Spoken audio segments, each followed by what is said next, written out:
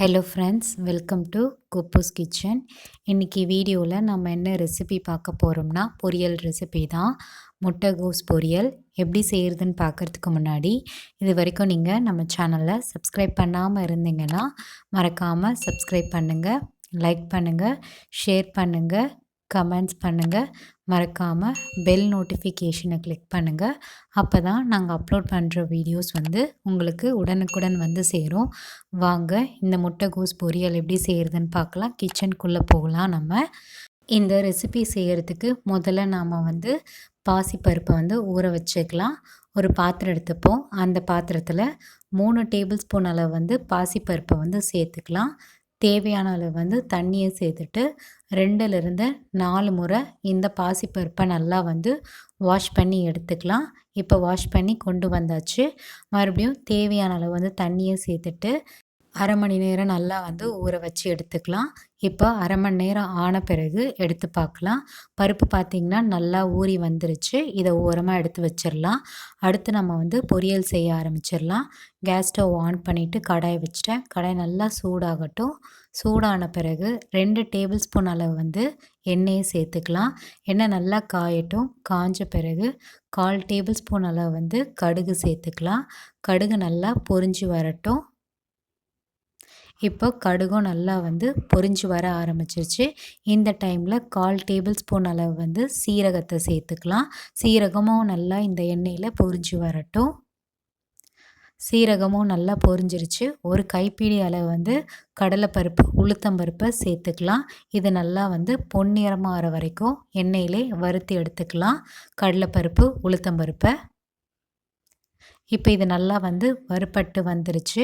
அதுக்கு அடுத்து நான் பூண்டை சேர்த்துக்கிறேன். பூண்டு பார்த்திங்கன்னா 5லிருந்து 6 பல் பூண்டை தட்டி போட்டு சேர்த்துக்கிறேன். எண்ணெயிலே இந்த பூண்டும் நல்லா வறுபடட்டும். பூண்டும் நல்லா வறுபட்டுடுச்சு. அடுத்து நான் காரத்துக்காக பச்சை மிளகாய் 3 சின்ன சின்னதாக கட் பண்ணி சேர்த்துக்கிறேன். அதுவும் இந்த எண்ணெயிலே நல்லா வறுபடட்டும்.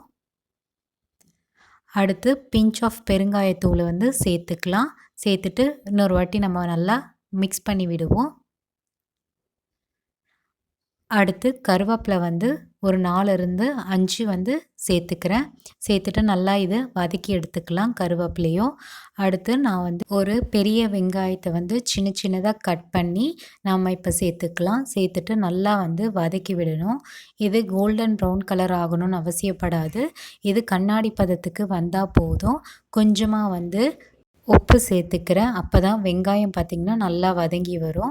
இப்போ நல்லா கைவிடாமல் வதக்கி விட்டுட்டே இருக்கணும். இந்த வெங்காயம் எண்ணெயிலே நல்லா வதங்கினா போதும். இப்போ நல்லா வதங்கியும் வந்துருச்சு. அடுத்து நம்ம கட் பண்ணி வச்சுருந்த முட்டைகோஸை சேர்த்துக்கலாம். நான் இது பார்த்திங்கன்னா 1/4 கிலோ அளவு கோஸை கட் பண்ணி சேர்த்துக்கிறேன்.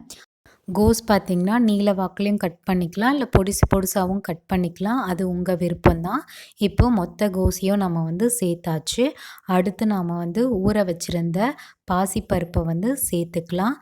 சேர்த்துட்டு நல்லா கைவிடாமல் மிக்ஸ் பண்ணி விட்டுட்டே இருக்கணும். இப்போ நல்லா 2லிருந்து 3 நிமிஷம் நல்லா கைவிடாமல் கலந்து விடுவோம். அப்போ தான் ஒன்றோட ஒன்றா நல்லா மிக்ஸ் ஆகி நமக்கு பிளெண்ட் ஆகும். இப்போ பார்க்க நமக்கு நிறைய இருக்க மாதிரி தான் தெரியும். நல்லா வெந்து வந்தப்போ நமக்கு குவான்டிட்டி கம்மியாயிடும். இப்போ நல்லா நல்லா மிக்ஸ் பண்ணி விட்டுக்கலாம். இப்போ தேவையான அளவு உப்பு சேர்த்துக்கலாம். நான் இப்போதைக்கு 1/4 டேபிள் ஸ்பூன் அளவு சேர்த்துக்கிறேன். உங்கள் சுவைக்கு தகுந்தா போல் உப்பு கூட்டவோ குறைக்கவோ செஞ்சுக்கோங்க. உப்பு சேர்த்ததும் நல்லா மிக்ஸ் பண்ணி விடுவோம். அடுத்து 1/4 டம்ளர் அளவு தண்ணியை சேர்த்துக்கலாம் முட்டைகோஸ் வேக வைக்கிறதுக்காக. இப்போ நல்லா தண்ணியை சேர்த்ததும் கலந்து விடுவோம்.